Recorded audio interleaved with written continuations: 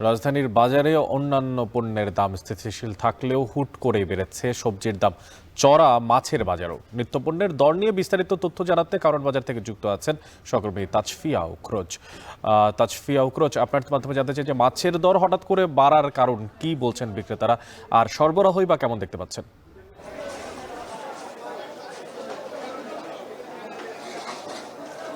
অনেক গত লাইভে কিন্তু আপনাকে আমি বলছিলাম যে সবজির যে দাম এই বাজারে তা কিন্তু বেশ উল্লেখযোগ্য হারে বৃদ্ধি পেয়েছে। আমরা দেখছিলাম যে সবজির বাজার বেশ অস্থিতিশীল।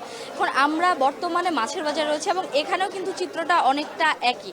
এই যে মাছের বাজারে সব ধরনের মাছের দামই কিন্তু বেশ চড়া এবং এখানকার ক্রেতা বিক্রেতারা বলছেন যে এই যে এখানে দেশি বিদেশি যে মাছগুলো রয়েছে সবগুলোর দামই কিন্তু 100-200 বেশি দামেই তারা বিক্রি করছে এবং ক্রেতারাও আসলে কিনছেন।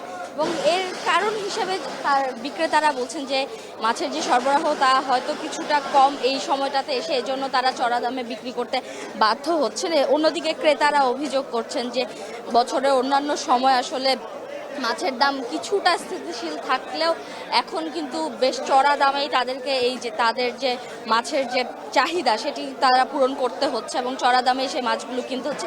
আর মাছের দাম সম্পর্কে যদি বলি, দেশি যে মাছগুলো রয়েছে রুই, কই মাছ, সেই মাছের দামগুলো দেখছিলাম যে রুই মাছ 600 থেকে 800 টাকা কেজি দরে বিক্রি হচ্ছে, কই মাছ 200 থেকে 220 টাকা কেজি দরে বিক্রি হচ্ছে। অন্যদিকে বিদেশি যে মাছগুলো রয়েছে, যেখানে স্যামন এবং টুনা মাছের দাম সম্পর্কে আমরা জানার চেষ্টা করছিলাম, তারা বলছেন যে এখানে সেই মাছ, বিদেশি মাছগুলো আসলে বিক্রি হচ্ছে 1200 থেকে 1400, 2500 আকার ভেদে আসলে সেই মাছগুলোর দাম তারা নির্ধারণ করছেন। এছাড়া ইলিশের দাম কিন্তু বেশ চড়া বলা চলে। ইলিশ আমরা দেখছিলাম যে বড় ইলিশ যেগুলো রয়েছে সেগুলো আসলে দাম 2200 থেকে 2500 কেজি দর বিক্রি করছে এবং মাঝারি আকারের যে ইলিশগুলো রয়েছে সেগুলো আসলে এখানে দেখা যাচ্ছে 900, 1000, 1200 ছাড়িয়ে যাচ্ছে। এবং বিক্রেতারা আসলে বরাবরই বলছেন যে তাদের যেহেতু সরবরাহ মাছের কম, সেই জন্যই তারা আসলে এই মাছের দামগুলো আসলে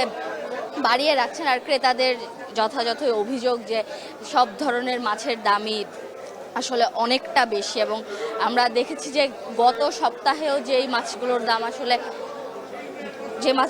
দাম মোটামুটি স্থিতিশীল ছিল, সেগুলো কিন্তু এই সপ্তাহে এসে বেশ অনেকটাই বৃদ্ধি পেয়েছে। তো সব মিলিয়ে সবজির পাশাপাশি কিন্তু মাছের বাজারও বেশ অস্থিতিশীল অবস্থায় রয়েছে এবং দেশি বিদেশি সকল মাছের দামই কিন্তু বেশ চড়া দামে বিক্রি হচ্ছে।